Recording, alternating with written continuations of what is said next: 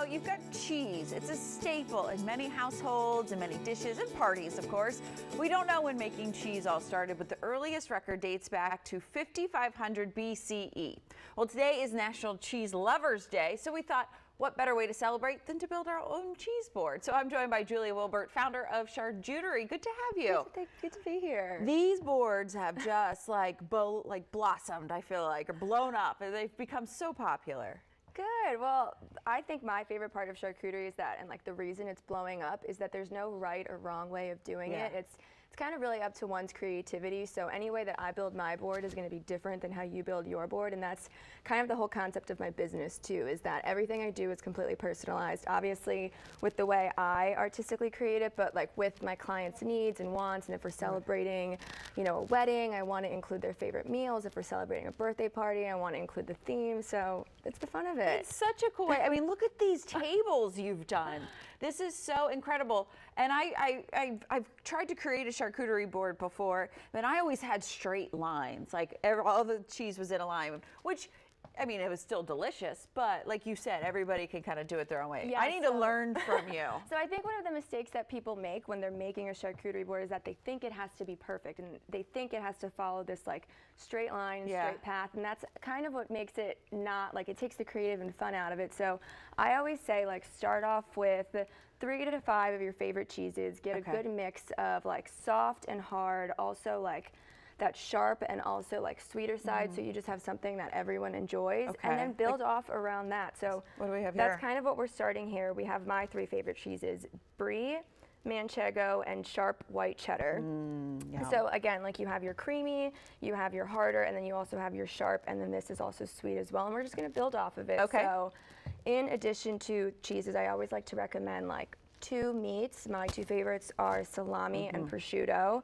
So I'm actually going to have you, we're going to do a little demo. This is kind of how I treat my workshops. I always like throw my guests to the wind, but it's very easy.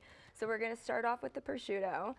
And I'll let you grab one. Grab one. All right. You're going to grab one. And then I'm going to grab one as well. And then it's very simple. You're quite literally just going to take this bottom almost broken half, and you're going to fold it up.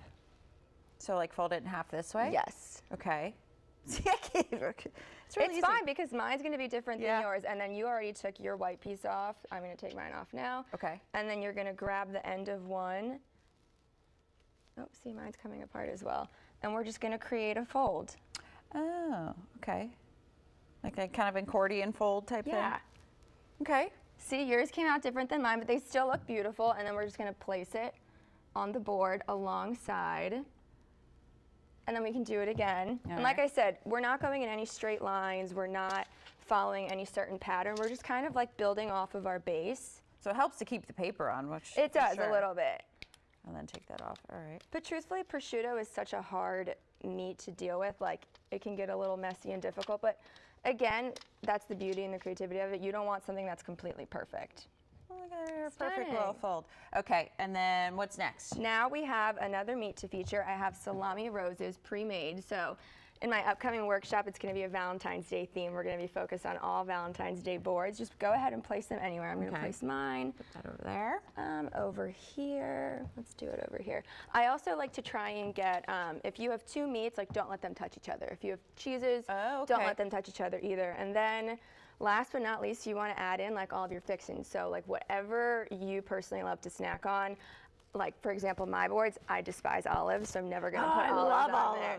You probably will always feature olives on yours. So I thought these were olives. They're chocolate. They're chocolate-covered pecans. Yes. Okay. But always get a mix of like sweet and salty. So that's why I have our nuts, our chocolate-covered nuts, and then fruit is always a great addition as well.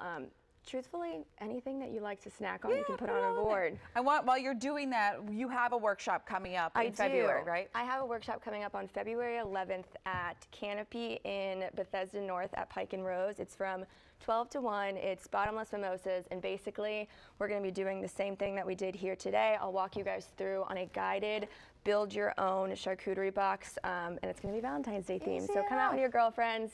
drink some mimosas, have a good time, and then you get to take the box home as well. I'm still building this. Beautiful. Julia, thank you so much for helping us today. Thank you for having me. Happy National Cheese Lovers Day. Happy National Cheese Lovers Day. Check her out on February 11th at the Canopy by Hilton at Pike and Rose, and it's going to be a fun day for sure. Bring your girlfriends, everything. Yes.